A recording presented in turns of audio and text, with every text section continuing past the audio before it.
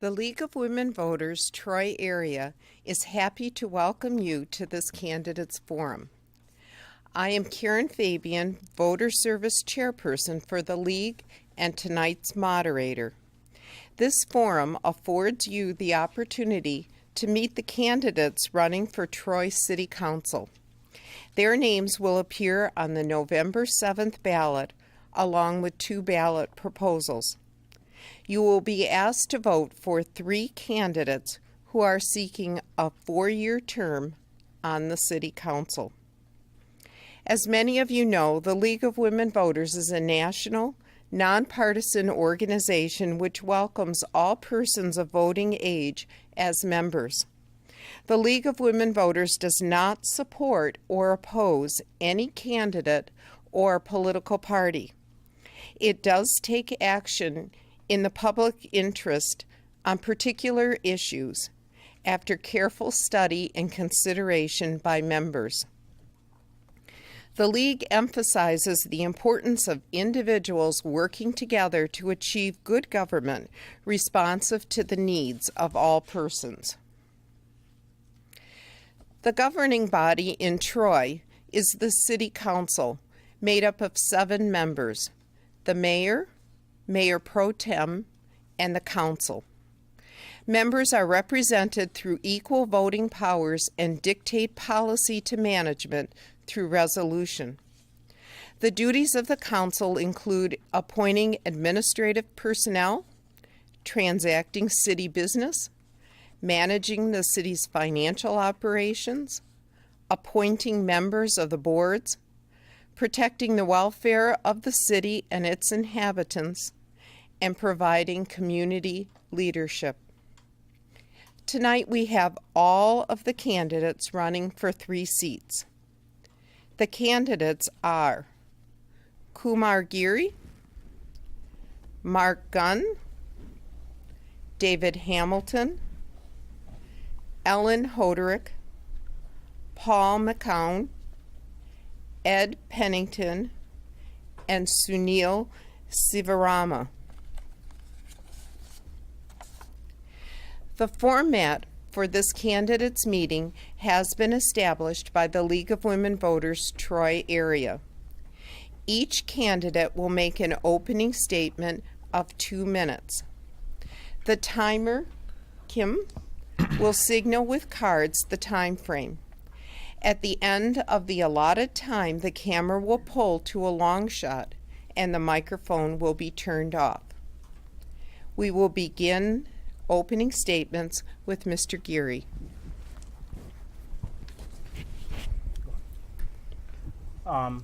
Thank you for having me. My name is Kumar Giri. When my wife and I were looking for a place to settle down, we decided on Troy. It was a pretty simple decision. You know, great schools, great parks, extremely safe city, and probably the most generous and kind people in the Metro Detroit area. Professionally, for the last 15 years, I've been running several businesses. I have a biotechnology company, and I also have a substance abuse facility, which I opened about 3 years ago. We do outpatient treatment. And this facility has changed my life. I have learned how much local government can change people's lives and how it can change everyone's day-to-day, just the things they do. Clients that come to me, they have a lot of issues. The addiction issues are really on the surface. And what we find is that they also have family issues, they have a lot of community issues, and Troy's blessed in this, where I believe Troy is a community built on families. Our core value is family.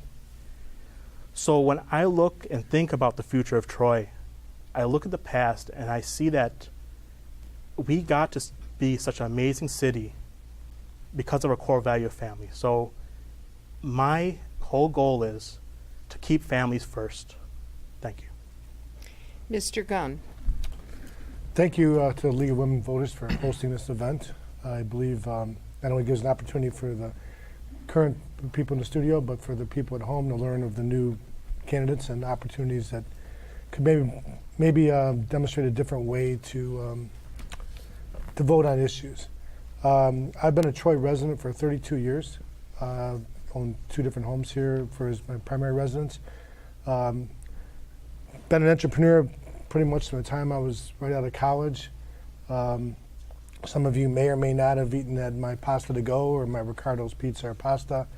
I'm a real estate broker, master's degree from Walsh College. Been involved in the Big Brothers organization, the High School Dads Club. And I feel part of my longevity here in Troy can combine what Troy was and what it is now, and maybe demonstrate possibly a bridging of the two worlds. I see some areas in Troy that I think, I love small business, and I respect that Troy has a great opportunity for small business to start and build something here and grow it. And many people on this to the Canons are small business owners. But I also see some areas of Troy where I wonder why are these properties not yet open? Why have they been sitting around for so long? And I realized the economy was a little bit tough back in 08, 09, but I mean, things have come back, and I think there should be some opportunities provided to people to develop those properties while they sit there. Some of them are kind of an eyesore, and I pass by them every day, as do most of us. And I think there's got to be some opportunities to maybe entice people to do something with those properties. That's the big thing for me. I think Troy's just an incredible community. It's given me and my family wonderful opportunities. As Samara said, it's very safe. The city services are phenomenal. So Thank you. Thank you. Mr. Hamilton. Thank you to the League of Women Voters for holding this forum, and thank you for all the Troy residents that have come here to watch. I'm David Hamilton, and I'm running for City Council because I'm a proud engineer, and it's a personal passion of mine to help scientists, engineers, and technology experts to get more involved with their government. And I decided, why not just run myself if I'm going to advocate for that cause? So that's why I'm here. But I'm also here because Troy isn't just where I own my home. It's where I was born and raised. It's where I grew up. I'm a graduate of Martell, of Smith, and Troy High. And this city has always been there for me, for my family. Even through difficult times we had growing up, the people of this city have always united behind my family. And when I eventually graduated from Troy High, I got accepted to the University of Michigan, go Blue, and I got a degree in electrical engineering in 4 years and graduated magna cum laude. And the last 12 years I've spent in the auto industry working on self-driving vehicles, working on advanced safety technology, and recently working on helping people communicate with their vehicles and helping make something complicated like a vehicle simple. And I think that kind of perspective, that kind of innovation would be useful for this city. I think this is a wonderful city, and there's so much that we do well. But I think this city should have the finest interaction with our city services. And I think I have several patents I've written through Ford, and I think I can bring a new perspective on that. So, thank you. Ms. Hoderick.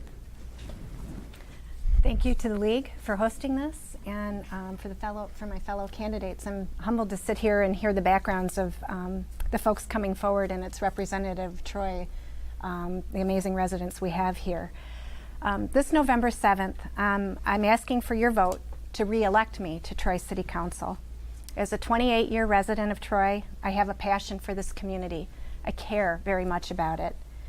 As your council member, I have brought years of experience in both the private and public sectors and worked hard to continue to make Troy an outstanding place. In my 4 years of city council experience, as well as the 4 years I worked in the city, I have learned much to help me fight on your behalf. I will continue to be an effective steward of your tax dollars, the city's public safety, its infrastructure and assets, including its very important AAA bond rating, the Civic Center, and our green space. I will continue to work hard to bring an independent voice to the City Council and listen to all perspectives on each issue. I will continue to function with decorum and civility, locking arms with all of you to make the best decisions we can as a community of people. I will continue to leverage over 20 years of corporate experience, both in communications and currently investigating disability fraud, to bring the best business practices we can to the challenges facing not only our municipalities, but those around us and in our region. This is an amazing community in so many ways: intelligent, creative, family-oriented, active, with years and years of volunteerism here as I raised my 2 children in the schools alongside my husband, who is really the incredible one of our family.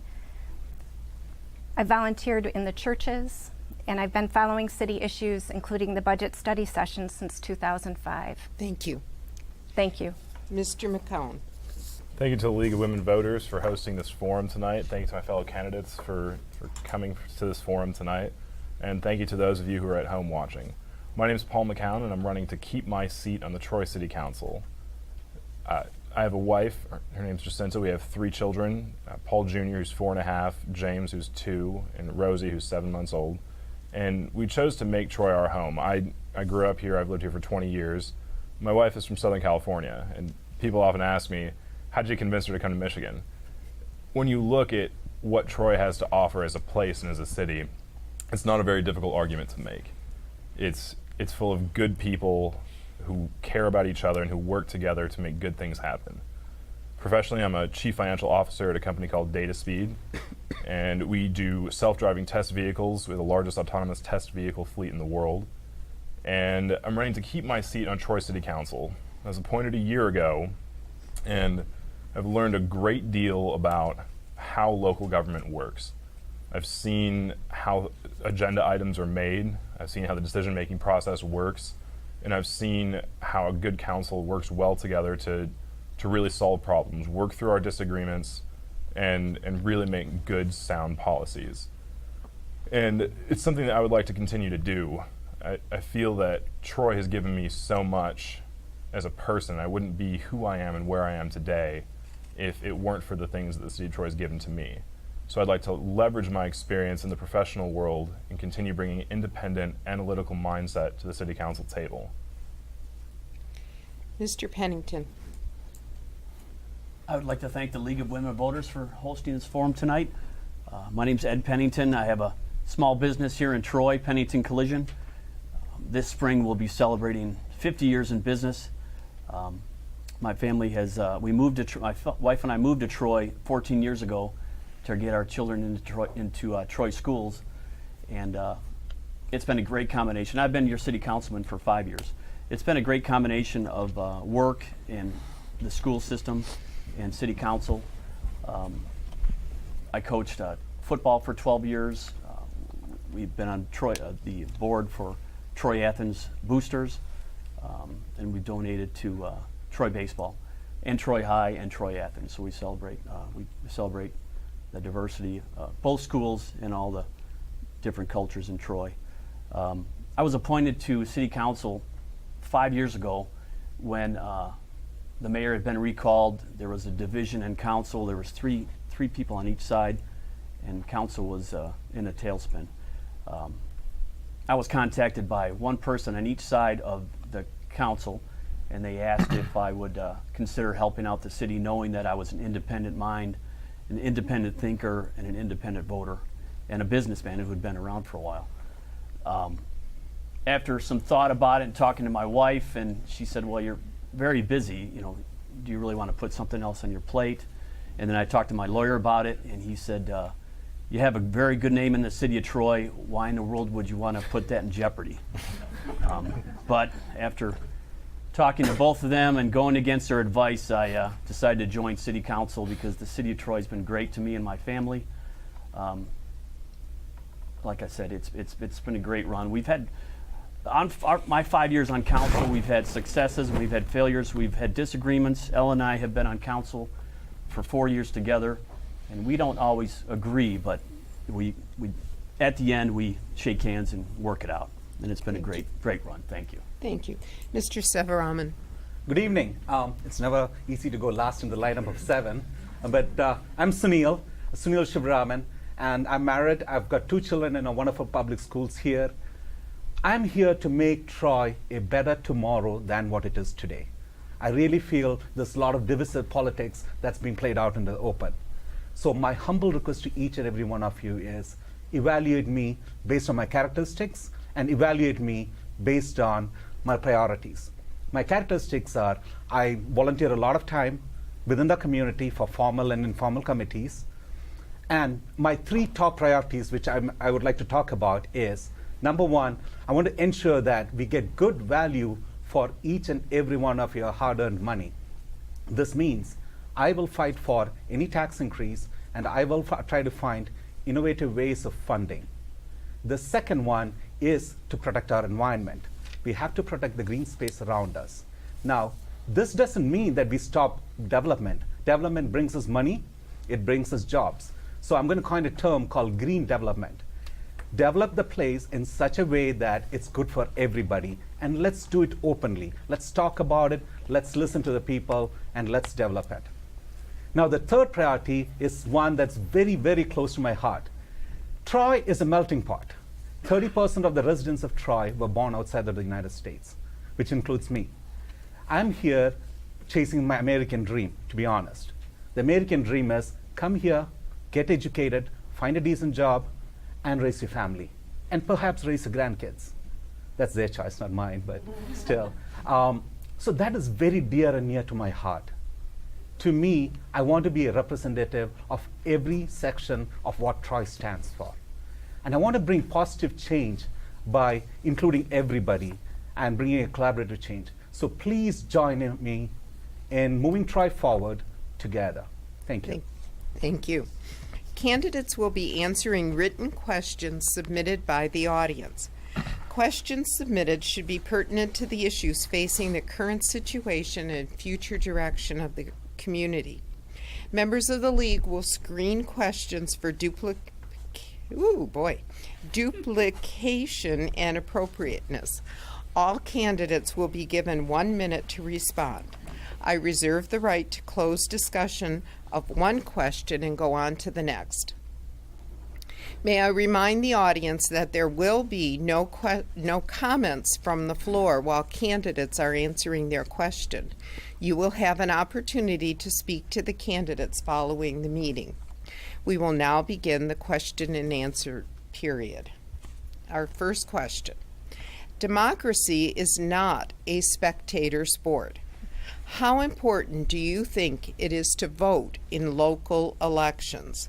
How would you further promote civic engagement at the local level if elected? Mr. Gunn. Well, I certainly think that voting in local elections is extremely important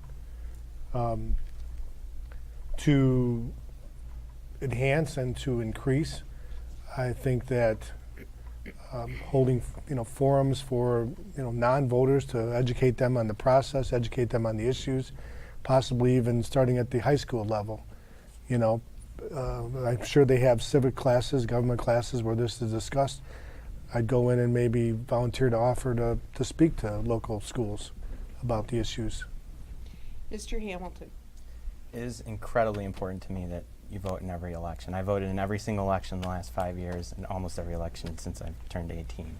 And I learned that's not enough. And this year I learned if you are interested in your local government and you attend council meetings and you meet all the candidates and you meet all the council members, you can get involved very quickly and you can learn a lot, and they are more than willing to engage with you. But I think I want to do even more to encourage people to get more involved. So even with my campaign now, I've knocked on 1,000 doors already, and I want to keep knocking on doors even after the campaign's over, even when I'm on council, to keep people engaged, keep the conversation going, and make sure people's voice is heard, and to encourage them to keep voting. And I think a lot of people don't vote because they've lost trust in government in general, and not just in Troy. I feel that here a little bit, but just in general, they've lost trust in government as a whole. And I think we fix that by having a conversation to start. So thank you. Ms. Hoderick. I think it's very important. A few years ago, we had tremendous conversations about our library, many people will recall, and how to properly fund it in a fiscally responsible way. And at that time, I've always been involved in voting. First campaign I ever worked on was Gerald Ford. I'm dating myself. I was a girl, just a little girl. But it really came close to home in your own backyard, the need to be involved locally and vote locally. And that experience was wonderful in that multiple people came together to understand one another's perspectives, to push up our shirt sleeves together and figure out a way forward. Voting and being involved at the local level can be extremely rewarding. It can be frustrating, but it can be extremely rewarding. You get to know one another, you get to understand better how the services come to you from the city, and you get to be part of the process with your vote and your involvement to make the place you live positive. Mr. McCowan. It's very important. All politics is local, is what they say, and it's true. A friend of mine asked me, why do you spend so much? Why do you spend your time on city council? I mean, I have three small kids, a busy job, but it's because it matters. And it may not sound like a very big deal, but to the people it affects, it really is. It's your neighbors, it's your friends, it's people you see at the coffee shop, it's people you see at a restaurant. It affects their daily lives. It may not sound like a big deal that we're getting a new street paved or we're getting recycling bins. It may not sound newspaper worthy, but it really makes a difference in people's lives, and that's why it's so important to vote and be involved at the local level. In terms of civic engagement, a strong effort I would like to see would be more efforts from a social media aspect. I feel like the world is changing from a technology perspective, and I feel like we can get to more people in that way. Mr. Pennington. Well, it's a pertinent question. This year is the most important year that the public were to vote on a local level. All of us sitting here, it's important that you elect a good city council, but there's a vote coming up on a charter amendment that is more important than I think who is running for city council. If this charter amendment passes, it has ramifications that are going to be very damaging for the city. And I'm pushing that vote as much as I'm pushing people to vote for me. Mr. Sivarama. I come from one of the largest democracies in this world. So I really, it would be an understatement to say, I really understand the value of local politics, local vote. And to me, what you do locally is what you do for yourself, your neighbor, your family, and for your community. You are getting an actual choice in representing yourself and in representing your voice. So it's extremely important. It's not just important, it's extremely important that we vote in our local elections. That's my feeling about it. Thank you. Mr. Geary. So I think it's really important. I travel overseas quite a bit, and I go actually, like Sunil, I travel to India quite a bit, and I've seen what happens when you don't have control on government, when government gets out of control, and it always happens at the local level. So to me, voting is very important, and voting locally and being involved and transparent is very, very important.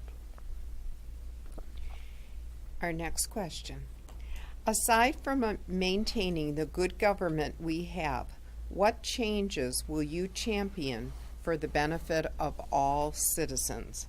Mr. Hamilton.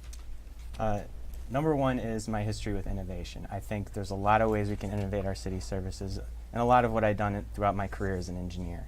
One idea I have is that we should be able to get live updates on when our snow plows come down our street.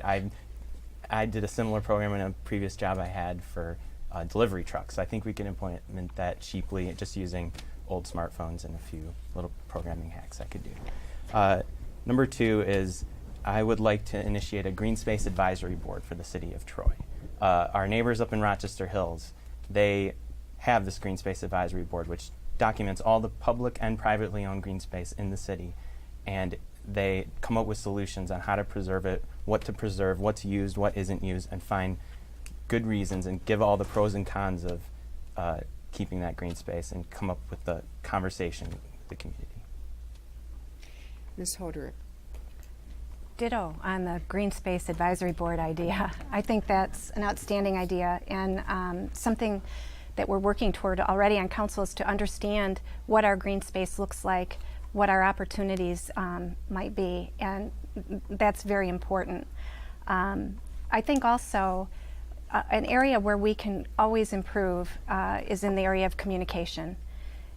That is my career background, and it's a significant challenge for any entity to communicate effectively.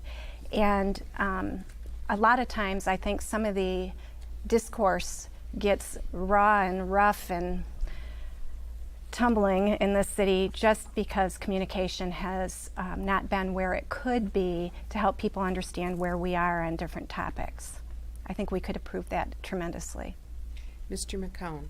There are three main areas I would like to focus on. First and most importantly in my mind is a continuation renewal of senior programs in the city. When the economic downturn occurred, a lot of senior programming was cut out in the budget cuts because the city of Troy was in financial distress. As the city has continued to come back, not all those programs have kept pace with the city's growth and return. I'd like to see a continued effort to bring those programs back to our seniors. Additionally, I would also like to see encouragement of the youth to continue coming to Troy as a place. As a millennial myself, I feel like it's a great place and has a lot of potential for the younger demographic as the city and the region continues to get younger. Finally, I would like to promote good developments within the city. As has been talked about, real estate and economic development has been occurring a lot. I don't think it should occur everywhere, but it should be done in a responsible and in a good fashion. Mr. Pennington. We've had many successes in the 5 years that I've been in council, but the things that we could improve on would be bringing small families into the city of Troy.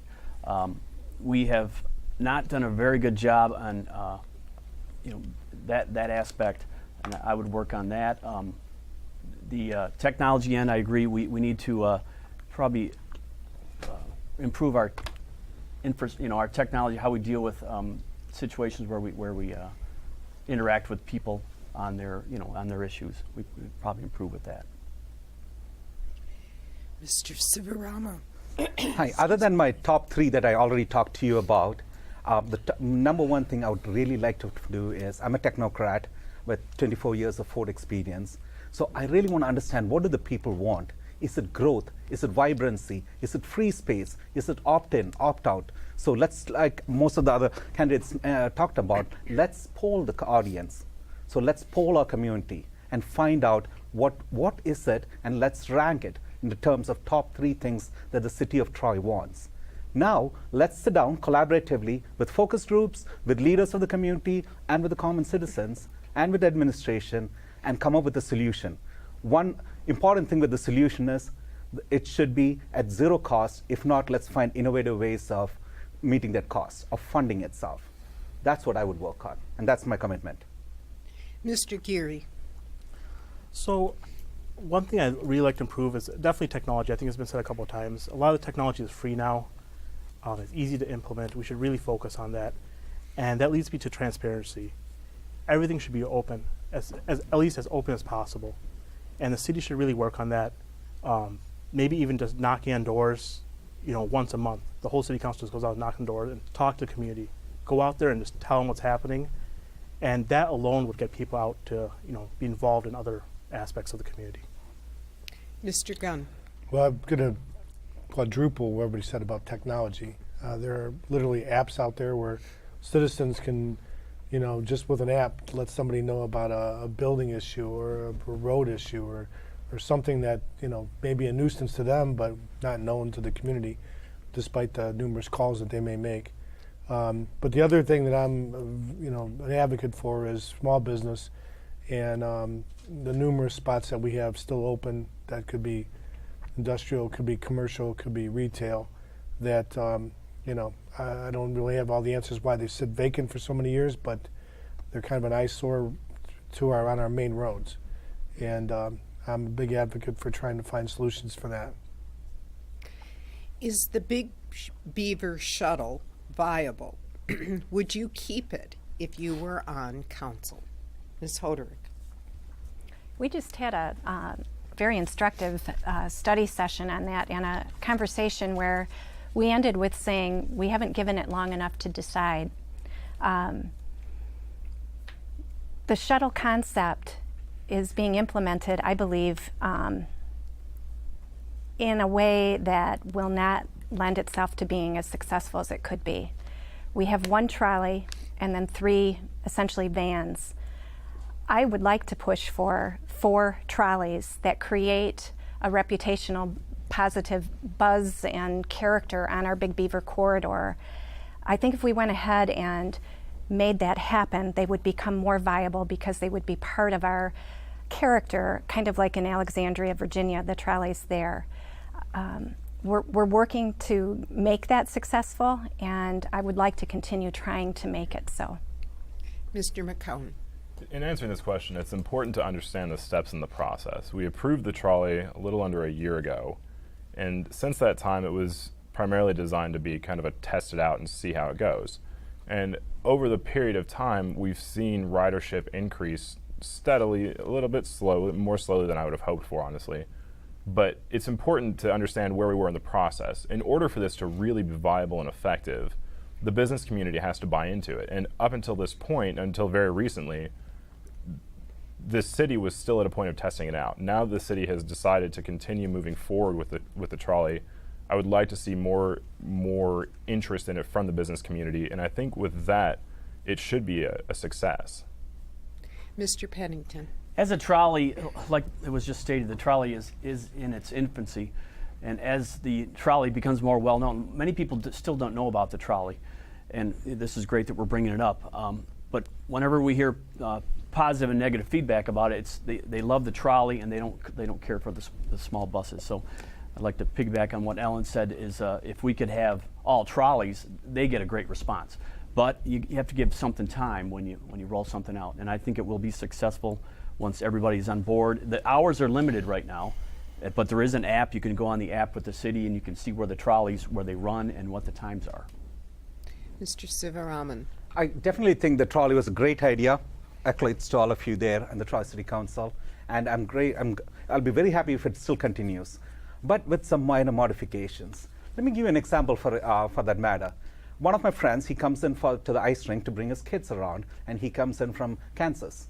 And he comes in and stays by Crooks, because I live by Crooks, and at the Hampton Inn there. So he has to board 2 buses to go down there, and he's got to haul a lot of equipment too. And sometimes he's got to watch the timing and everything. So if we can help reduce the pains for the travelers who are coming in, staying in the west side of Troy, and then traveling to the east side of Troy, I think that will be a perfect advantage. The second thing is, again, when technology comes out, how cool will it be when you can have free internet on the trolley? I don't know whether we have it or not, but it's a connected trolley. So we are taking the connected concept much further ahead in the city of Troy. You order your food, you go down to the restaurant, pick up the food, and then you're back in your hotel. Thank you. Mr. Geary. So, to be honest with you, I don't know a massive amount about this trolley. I have seen them around town. I believe that any type of public transportation around here is good. I have a friend, a really close friend with MS, and the one thing that limits her in her life is the lack of transportation.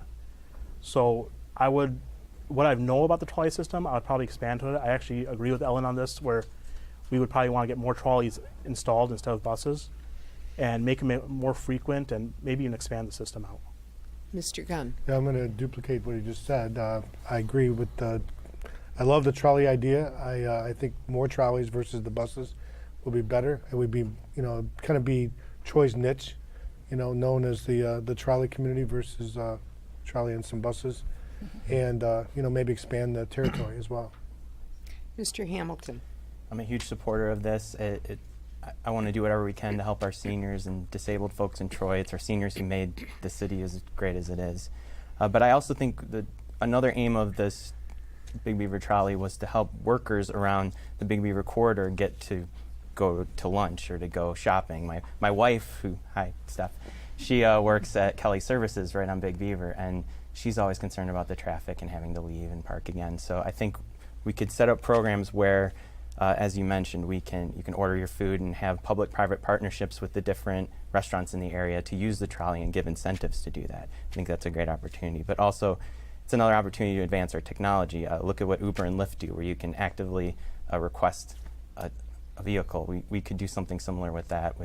I'd like to work with our schools and students and hold up codathons where they could help develop these apps with the cities rather than have to pay software engineers. And I'll help with it too, because I'm a nerd who does that kind of stuff. So. What is the candidate's position on the lawsuit involving the internal investigation of the city manager? Mr. McCown. That's a good question. At this point in time, I have to be careful so conversations go on in closed session that can't be spoken about in public. So at this point in time, the investigation has occurred, and I'll be honest, I spoke with the city manager one-on-one after my reading of the report, and I had my issues.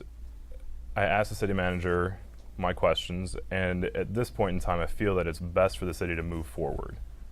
It doesn't help to continue to drag things out. It's not healthy, and the city council has decided to continue working with the city manager, and that's the direction that I would like to go. Mr. Pennington. City Council has moved on from the issue of the city manager. We did a thorough investigation of his practices.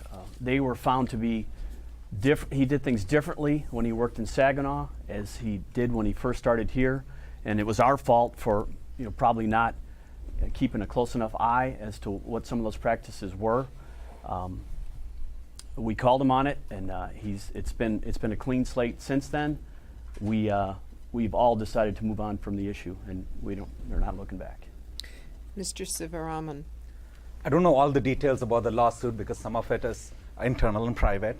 But my question is the city manager performing to what his charter is, to his job?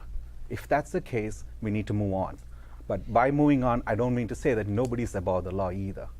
If somebody breaks the law, they're responsible.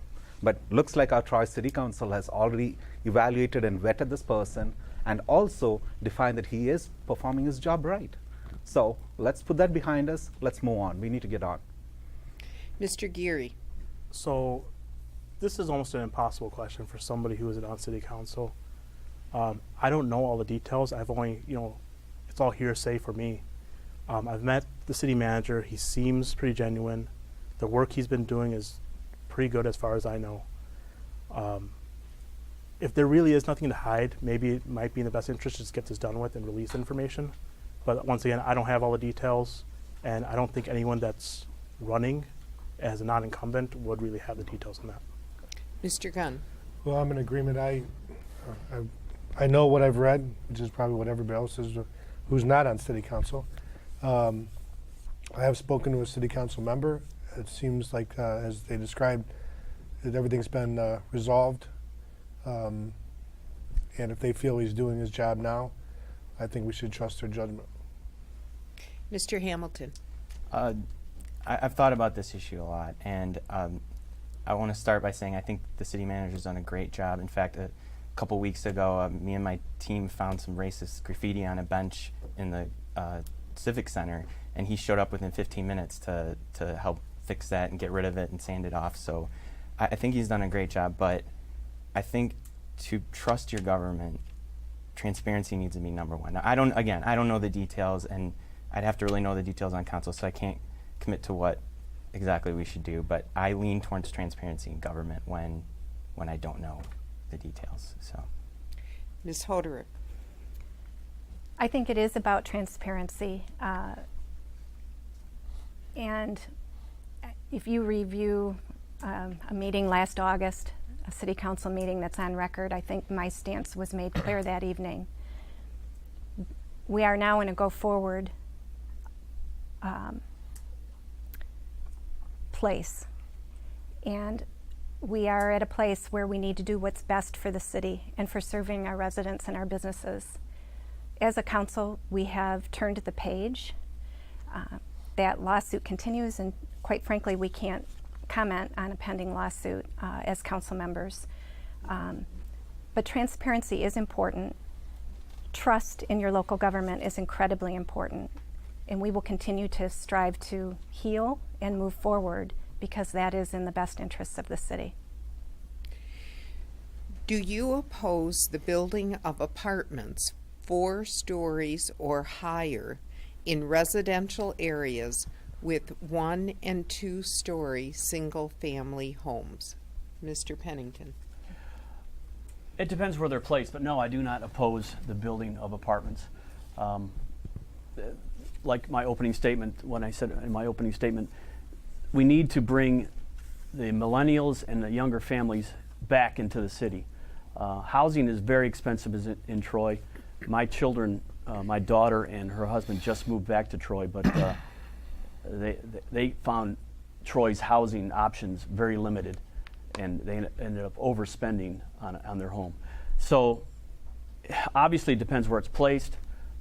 We've had some disagreements on council, some give and take on a couple that came before us, but no, I'm not totally opposed to it. Mr. Sivaraman. I actually agree with Ed on this one.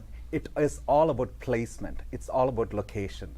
The right location, yes, I would support it. The wrong location, no, I would not agree to it.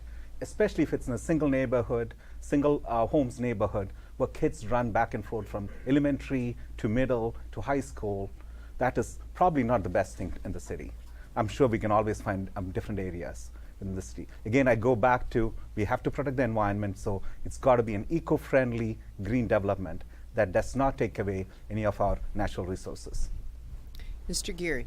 I think across the board you're going to see people saying it really does depend on placement. I think once we get closer to the Big Beaver corridor, it's going to be a little bit denser. Going north, it's going to be a little bit less. But it's something that also we have to talk to the community about and see what they say. We may have to modify some master plans and really be upfront about what we want to do with the city so that there's no surprises 5-10 years down the road when we do go into some type of developments like this. Mr. Gunn. Could you read the question again, please? Sure. Do you oppose the building of apartments 4 stories or higher in residential areas with 1- and 2-story single-family homes? Well, for me, it would come down to zoning issues. I guess, if the proposed 4-unit apartment building or higher was in a multifamily district that was already zoned that way, I would go for it. I can't imagine, given my experience with the city of Troy, that there'd be a whole lot of opportunities to build a 4-story or greater apartment building in a single-family residential zoning area. I don't think, as a homeowner, someone would want to see that if they had if they lived in a single-family residential area. But I guess if it was bordering it, it'd go back to, it depends on the placement. I think the zoning laws of the zoning locations have already been established. Someone can certainly go before, planning commission or go before the zoning board and ask for a variance or go to try and get a change of zoning. But right in the middle of a single-family residential area, no, I would not be for it. Mr. Hamilton. Yeah, one of the wildest council meetings this year was when the McClure apartments were up for a vote. If you remember, that there was a spillover room of people that came there in objection to it, and I think I have a similar opinion to everyone else. It's a case-by-case basis. There's a benefit to development, more tax revenue. But there's also a cost, more traffic, and we need to show the people that we do these developments near the pros and cons of everything and lay it out very simply and go out of the way, knock on their doors. As a council member, I'd like to knock on all the doors that were within a block of where the proposed development was and try to have a conversation, gain consensus to get these developed. Because I think it is good for the city, but we need to have consensus on it. So again, my answer is depends, case-by-case basis. Ms. Hoder. I think each of those decisions are case-by-case basis for sure. We have a master plan, we have zoning ordinance, we have laws that we have to follow. And that particular council meeting that Mr. Hamilton is referring to, that was a long evening, and in the months preceding I spent many, many hours talking to residents. I met with the developer, and it's a decision that in the end it was measured against our law, our local zoning ordinance, and I made my decision in that vein. That's what you do, and it's a case-by-case basis. Generally speaking, the way that question was framed, no, I wouldn't put a 4-story apartment building in the middle of a neighborhood. That would be that wouldn't even make it past our planning department and come to us. So I think we're safe from that in the city of Troy. Mr. McCown. Going back to the 3 rules of real estate: location, location, location. Councilman Henderson would be proud of me. It's, again, we have a really great planning commission, and they kind of help us to understand what the specific issues are behind each development. the hardest decisions that I've made in the past year on council have been related to developments, because each one is so specific and so complex. I would like to add a fourth rule, design. Really understanding the design and the location of each development is so key. Like I said in the beginning, I'm in favor of development, but the right development. So development for development's sake isn't going to do any good for the city or its residents. But developments will if they're done in a right way that's consistent with the city's vision and how we want to move forward. How well prepared is the city of Troy in the event of a natural disaster or a terrorist attack? Mr. Sivaraman.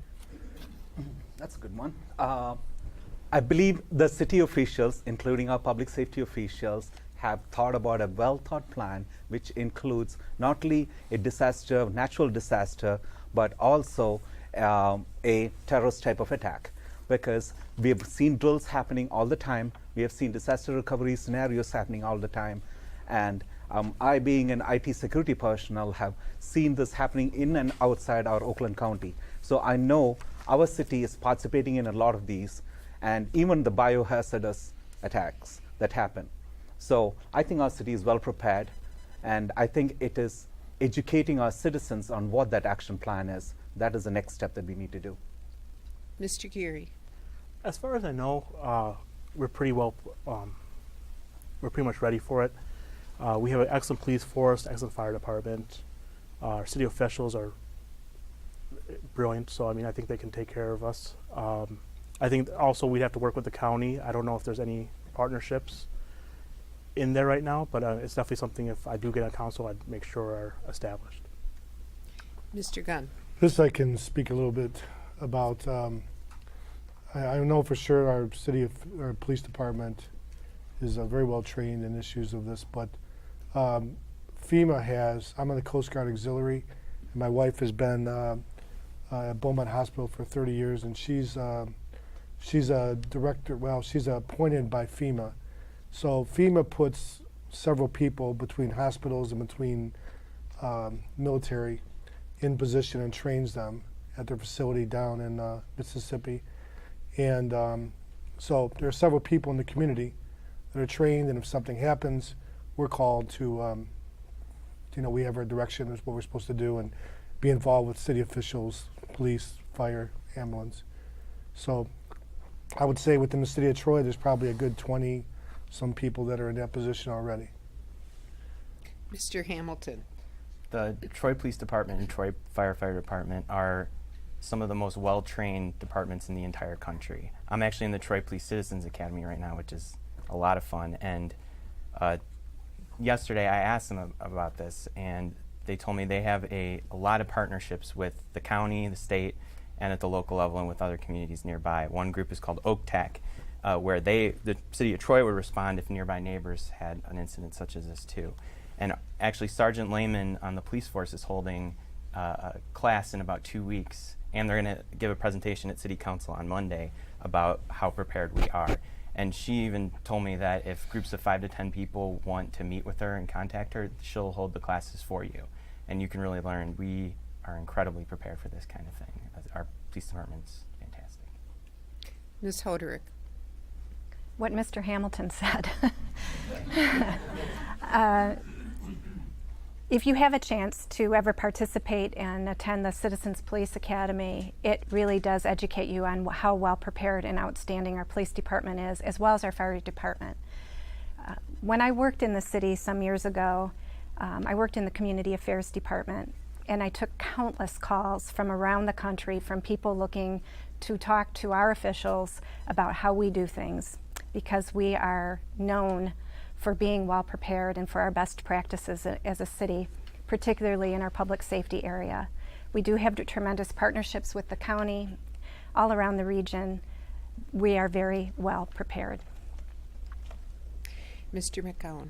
God forbid something like this would happen, but if it did, I have a lot of confidence that the city would do well, and the reason why is a few examples. One, in the past year when I was on council, we had a water main break, I think by South Boulevard in DeQuinder, and I love in the pieces. Paul Trosper, who works for the water department, was just on it really fast.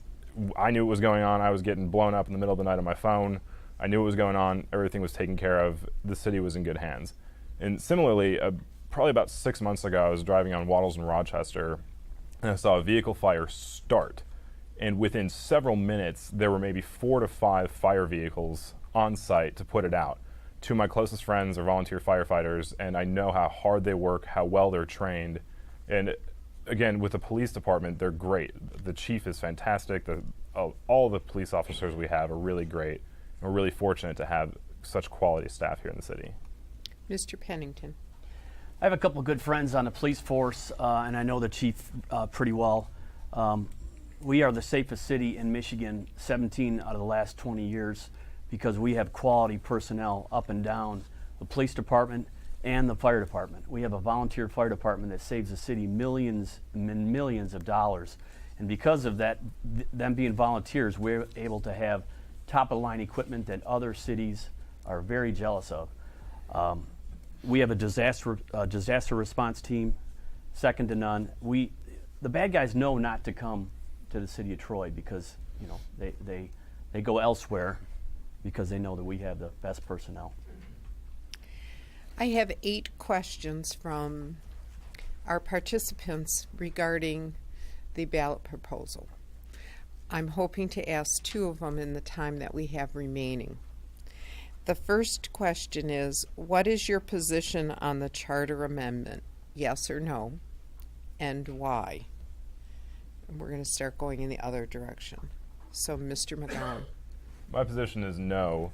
The charter amendment, keep in mind, it's a very serious change to how the city operates.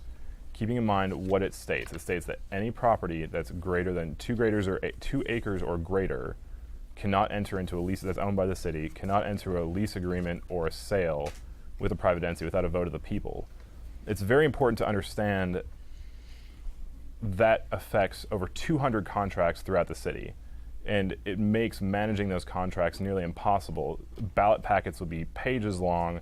Negotiation would be a nightmare. It would put the city in a very difficult position, both from a practicality perspective and as well from a financial perspective, as it would greatly be a concern, at least from me from a financial perspective, that I feel like would negatively affect our AAA bond rating. Ms. Hoder. I'll be voting no. As Councilman Pennington referenced earlier, I am more impassioned about this subject on our ballot than I even am about myself. The city will survive whether I'm voted in or not. This charter amendment, I think it was well intentioned by the people that brought it forward, but it had unintentional consequences that are seriously at play here. So I'll be voting no because it will affect our ability to manage the city effectively. The AAA bond rating is already at risk due to a charter change we made several years ago. This will further put it at risk. You can be against the Civic Center project and still recognize that it's absolutely critical that you vote no on this change. Mr. Hamilton. I'm a no too. I actually recently talked to the city manager, Kishnick, and he said if we lose our AAA bond rating, our taxes would go up immediately or in the next few years because our interest rates would go up. So I understand the reasoning behind this. People wanted to say in the Civic Center development, but this amendment goes beyond that. It throws the baby out with the bathwater and cripples our ability to have partnerships with schools, with churches, with charities and businesses, not even talking about the 200 current contracts we have. And these groups will just go to other cities. And I think the problem is a lot of people didn't trust our city and don't trust their government. And I think the solution was, as I said earlier, Green Space Advisory Board, and to just work on restoring our trust with the people of Troy. Mr. Gunn. Well, first, in terms of I agree that the intentions originally were to give the voters a voice on the Civic Center project, which it's a pretty big project, so I think we all would agree that that's the right decision to be made. I'm not fully knowledgeable about the effects that would have on the contracts. I mean, I've heard the information provided. I don't know if there's been a legal opinion on that from the city attorney. I've not seen that. So it's hard for me to really say yes or no because without that knowledge, I can't really give an opinion. I am for the allowing the Civic Center to be voted on by the people, for sure. The rest of it, I need more information. Mr. Geary. So I'm going to be the first one to say I absolutely want this amendment to pass. I run small businesses, and I've heard about the impending doom multiple times. Nothing's going to happen. This is going to pass, and the people have a voice, and they can vote on what's going to happen in the city. You know, the other side is saying 200 contracts. I don't think it's 200 contracts. I don't think it's 1 or 2 contracts either. It's somewhere in the middle. You know, we have lawyers. They'll work it out, and the sun will rise on November 8th after the amendment passes. Mr. Sivaraman. This is an interesting one. I will be voting yes. As a steward of the municipal property, I strongly believe that people's choice should be heard. Now, people always talk about the 200 contracts and everything. So I understand there might be some contracts at risk. So rather than just saying something at risk, here's a potential solution. What I'll be talking to Mr. Kishnik about. Out of the 200 contracts, can we risk rate them in terms of 3 things? Loss of property or revenue, loss of jobs, and any kind of breakage of law. Can we risk rank these 200 and then let's start working on it? If it passes, we have to work on it. It's people's choice. Let's give people their voice back. That's all I'm saying. Thank you. Mr. Pennington. That's surprising, Sunil, to hear you say that you support the amendment, because we talked a week ago and you were in the no vote camp when you were at the rally. So that's just surprising. Just when this amendment fails is what we need to concentrate on. So when this amendment fails, we will be back to stable government, because if this were to pass, the city would be mired in red tape that will affect our AAA bond rating, that will lower property values, and will many quality people will leave the city. There is, like Ellen, like I said earlier, and like Ellen reiterated, who we vote for on city council does not matter as long as you vote no on this amendment. The League of Women Voters Troy area would like to thank the candidates and the audience for their participation. On November 7th, you will be asked to vote on 2 ballot proposals, and I will read the 2 proposals. The first one is the City of Troy, an initiatory petition to amend the Troy City Charter by adding Section 12.4. The city has received a citizen-initiated proposal to amend the Troy City Charter by adding a new section. The initiative petition states, Section 12.4, the city shall not enter into an agreement for the transfer, sale, lease, or use for more than 90 days of any portion of any parcel of public land, the whole of which is greater than 2 acres, except by the affirmative vote of a majority of the electors voting on the question at a general election, should this charter amendment be adopted.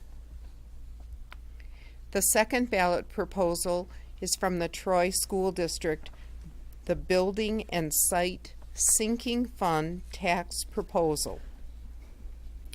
This proposal, if approved by the electors, will allow the Troy City School District to levy a building and site sinking fund tax, the proceeds of which will be used to make improvements and repairs to the Troy School District's facilities. Pursuant to state law, the expenditure of the building and site sinking fund tax proceeds must be audited, and the proceeds cannot be used for teacher, administrator, or employee salaries, maintenance, or other operating expenses. Shall the Troy School District be authorized to levy $1